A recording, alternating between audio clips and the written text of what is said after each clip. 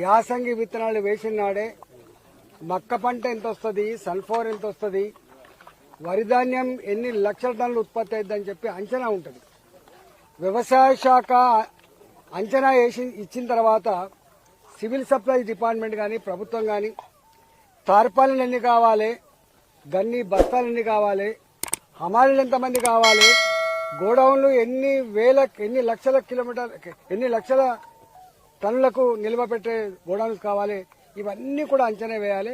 కానీ ప్రభుత్వం నిమ్మకు నీరెత్తినట్టుగా ఉంది. ప్రభుత్వం పట్టించుకోలేదు. ప్రభుత్వ నిర్లక్ష్యం, ప్రభుత్వ వైఫల్యం ఇక్కడ స్పష్టంగా కనపడతా ఉంది. ఒక అడవి చెలుపూరు గ్రామంలో 300 లారీల ధాన్యం నిల్వ ఉందంటే ఈ ధాన్యం కాంట పెట్టడానికి ఎన్ని రోజులు కావాలి, ఈ ధాన్యం లారీలలో ఎత్తడానికి ఎన్ని రోజులు కావాలి.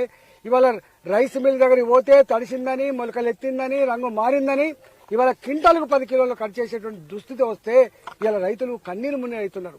కౌలు రైతులుగా మేము ఇవాళ మేము ఎకరం పంట మేము లీజుకు తీసుకొని వేస్తే ఇవాళ 20,000 రూపాయలు 25,000 రూపాయలు సంవత్సరానికి ఇవ్వాలి. కానీ ఇవాళ కూలీ పైసలు కూడా మిగిలే పరిస్థితి లేదని చెప్పి కన్నీరు ముని రైతున్నారు. మమ్మల్ని ఏడిపించుకుంటున్నది ఈ ప్రభుత్వం, మా ఉసురు తగులుతుంది ఈ ప్రభుత్వం. ఇవాళ మిమ్మల్ని చూస్తా ఉన్నాం, 2 రోజులుగా మేము తిరుగుతూ ఉంటే మా మీద ఎదురుదాడి చేస్తా ఉన్నారు. మంత్రులు మాట్లాడుతున్నారు. మీకు మంత్రులారా, ఎమ్మెల్యేలారా, కాంగ్రెస్ పార్టీ నాయకులారా, రండి, మీరు కళ్ళ కాడికి రండి, ఐకేపీ సెంట్రల్ దగ్గర రండి. మేము చెప్పేది నిజమా, మీరు చెప్పేది నిజమా, ప్రజలు తెలుస్తారని చెప్పి హెచ్చరిస్తా ఉన్నాం.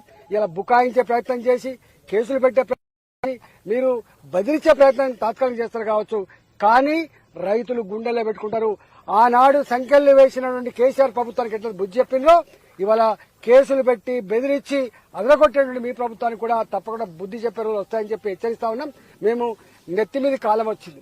ఈ వర్షాలు పడకముందే మీరు ఏం చేస్తారో, ఎక్కడి నుంచి తెస్తారో హమాలీలను, బస్తాలను, ట్రాన్స్పోర్ట్ లారీలని వెంటనే లిఫ్ట్ చేయాలని చెప్పి, గొడవను తరలించాలని చెప్పి భారతీయ జనతా పార్టీగా హెచ్చరిస్తా ఉంది.